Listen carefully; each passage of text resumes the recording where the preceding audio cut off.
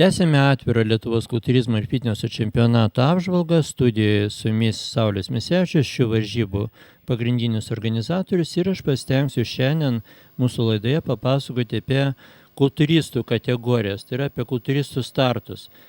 Kaip matot, tos dienos varžybose buvo pakankamai daug taurių, jos buvo pabaigoje varžybų išdalintos ir va štai šios dvi stiklinės, tai yra rankų darbo taurės, buvo įteiktos absoliutiems šių varžybų nugalėtams. Na, o dabar scenoje sportininkai, kurių amžius yra iki 19 metų amžiaus, tai yra jaunio kultūrizmo kategorija, ir tai yra Lietuvos kultūrizmas, tai yra tie žmonės greičiausiai, kad atstovaus Lietuvą aukščiausio lygių po kokių 5, 6, gal kartais ir 10 metų.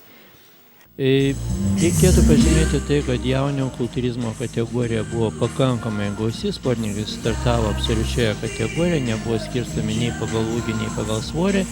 Ir mes dabar scenoje matome šakių atstovą Edgarą Undraitį. Sportininkas startuoja pirmą kartą ir todėl, kaip suprantate, jam negali būti keliami kažkokie ypatingi reikalavimai. Labai įdomus sportininko iš Antikos klubo pasirodymas. Vaikinas sukūrė tam tikrą spektaklį, kaip matot. Ir sakyčiau, kad dauguma profesionalių sportininkų, kurie stebėjo šias varžybas, buvo nustebę, kad jaunas sportininkas, kuris pirmą kartą pasirodo, gali kažką tokio sukurti, kad kultūrizmas tikrai būtų įdomus.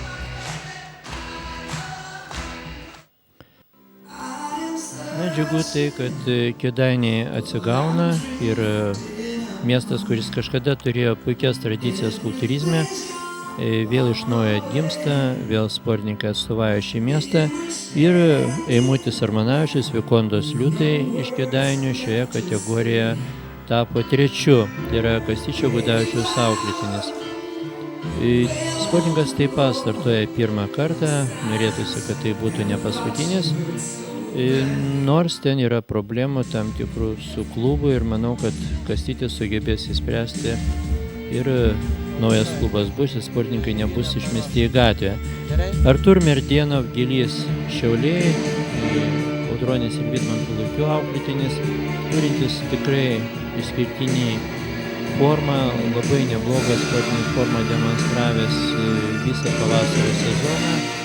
Ir tapęs nugalėtojų Saulės turnyre, šį kartą jis turėjo nusileisti pagal kultūrizmo kriterijus masyvesniam sportininkui, kuris gal čiut turėjo mažesnį reljefą varžybose, tačiau jau atrodė pakankamai kultūristiškas, masyvus sportininkas. Ir tai yra Ernestas Grigaitis, Geležiniai žmonės Kaunas.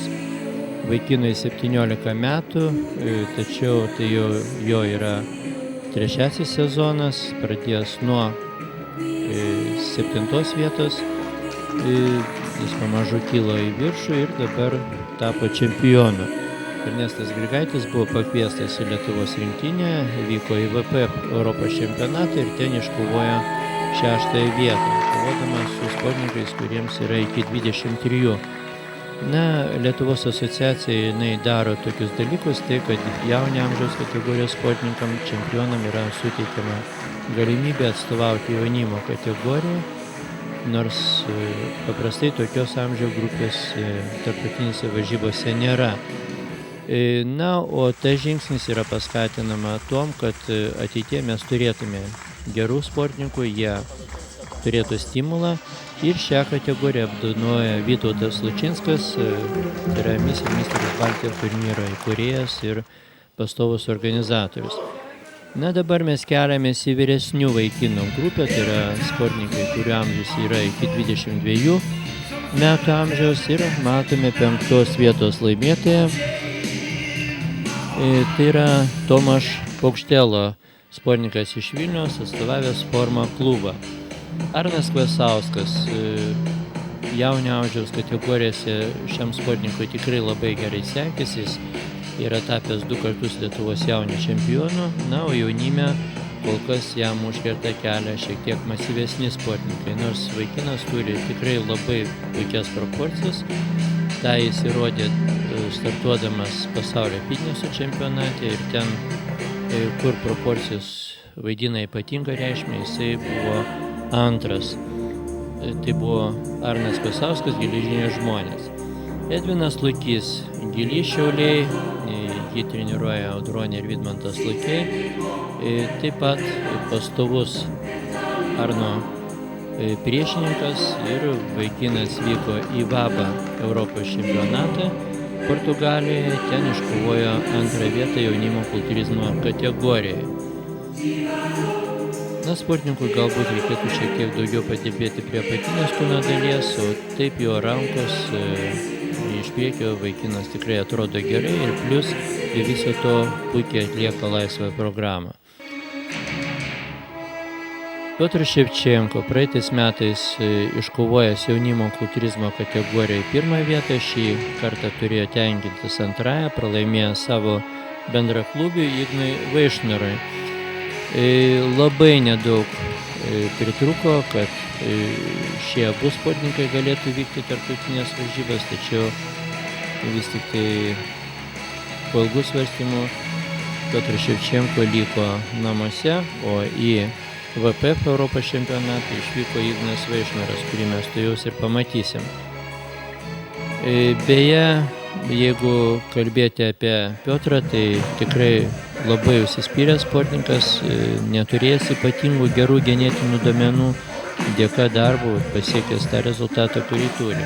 Tas pats pasakytina ir apie Igną Vaišnarą, kuris ant scenos atrodo, supermenas, kuris savotiškai galbūt netgi šiek tiek ir pasipūtęs ar save taip vedantis iš aukštai, gyvenime pasirodo labai paprastas vaikinas,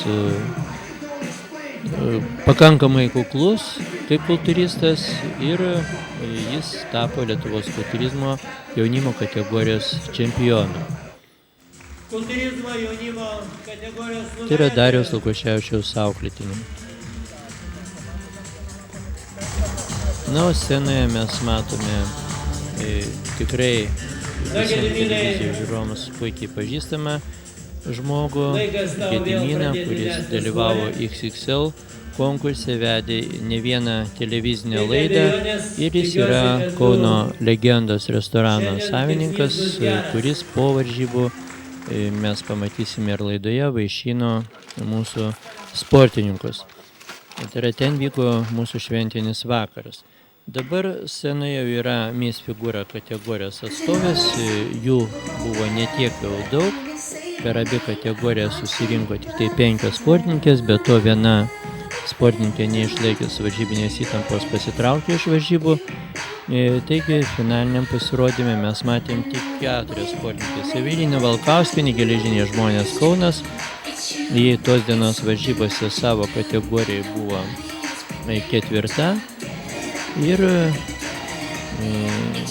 Evelina, aišku, nėra patenkinta tuo rezultatu, kurį pasiekė, tačiau merginai šiek tiek reikėtų paplatinti pečius, jie yra siauroka, nors taip yra visi duomenys galintis jai atnešti ateityje aukštesnę sėkmę.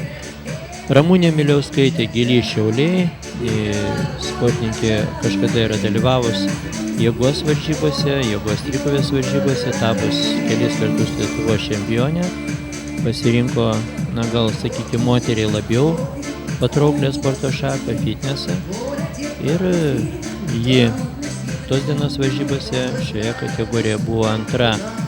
Buvo pakviesta į Lietuvos rinktinę, išvyko VPF Europos čempionatą ir taip pat Miss Figūra kategorija iki 1,65 cm ūgio, ten iškovojo 4 vietą.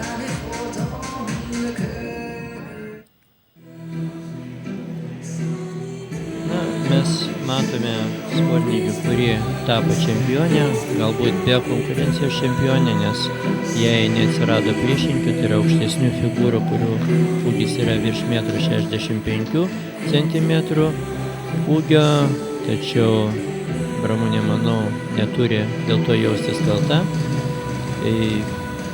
Šiaip ji vyko į VPF Europos čempionatą, tikrai neblogų duomenų moteris, auginanti 2 vaikelius ir tos dienos varžybose jį tapo šios kategorijos nugalėta. VPF Europos čempionate jai taip pat sekėsi puikiai. Dėka choreografijos, tiksliai pastatytų pozų, jinai tapo taip pat Europos čempionė. Na ir šio sezono neabejotina lyderė Miss Figūros tarpe yra Rūta Pažarauskaitė, Geležiniai žmonės. Ji ne tik tapo absoliučia Lietuvos čempionė, bet ir nuvykusi į VPF Europos čempionatą, taip pat iškovojo absoliučios čempionės titulą tos dienos varžybose. Ir tiek Irina, tiek ir aš džiaugiuosi, kad tradicijos nemiršta. Mes turime vėl aukšto pasaulinio lygio sportininkę. Dabar jos laukia varžybos NABO pasaulio čempionate Graikijoje ir tikėsimės, kad ten jai seksis tikrai neblogai. Nors šiaip tai mes esame išalkę pergalių NABO varžybose, nes NABO pasaulio čempionatuose, Universum varžybose kol kas aukščiausiai iškovota vieta yra 3. Na gal Gerūtai pasiseks pakilti aukščiau.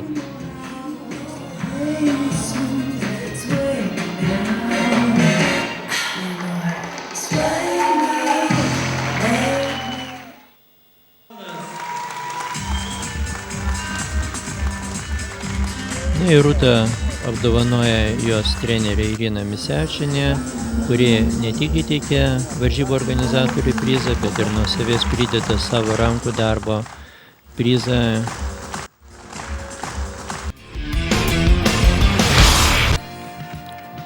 Varžybų organizatoriai ir sportininkai yra dėkingi visiems rėmėjams, prisidėjusiems organizuojant Lietuvos kultūrizmo ir fitneso čempionatą, kuris vyko gegužės 25 dieną Kauno Girstučio kultūros ir sporto centre.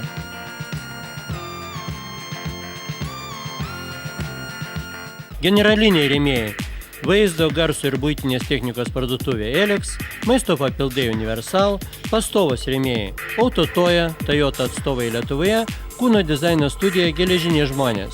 Rėmėjai: Arks Baltica, Kauno miesto savivaldybė, salonas Tarp gėlių, naktinis klubas Kombo, Edvino Bliumbergo dizaino firma. Informaciniai rėmėjai: dienraštis Respublika, kabelinė televizija Init, Fotopro. Tamsa pasitraukia ir paukštis pakyla. Respublika įveikia tylą.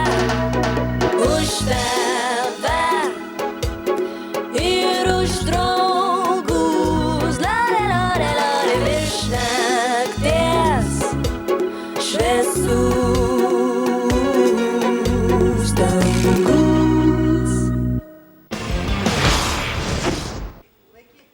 Na, kultūrizmas, vyrų kultūrizmas, tai yra atskira tema. Kultūrizmo priešininkai jau keletą metų vis skambina, kad Lietuvoje kultūrizmas miršta, kad Lietuvoje kultūristų nėra. Taigi šis čempionatas dar kartą įrodo, kad tai yra melas, kad kultūrizmas gyvas ir kad jis puikiai gyvuoja ir puikiai startuoja tarptautinėse varžybose, rodydami aukštus rezultatus. Mes matom žemiausios vyrų kategorijos sportininką Andrių Truskauską, tai yra matėm, kuris atstovavo Forum Palace klubą Giedriaus Gailiūno auklėtinis. Na, o čia yra sportininkas iš kitos šalies, tai yra Anatolijas Simirenko, šį kartą atstovavę Šiaulių Gylio klubą. Ir tos dienos varžybose vyrų kultūrizmo kategorija iki 1,73 cm ūgio iškovojęs 4. vietą. Tiesa, praeitoje laidoje, kada mes rodėme šį sportininką, aš pasakiau, kad jis yra pasaulio čempionas, man tenka atsiprašyti, jis yra pasaulio vicečempionas. Na, nelabai daug suklydau, tačiau vis tik tai tikslumas yra reikalingas. Darius Bukšnaitis, Geležiniai žmonės. Kaunas šį kartą demonstravęs labai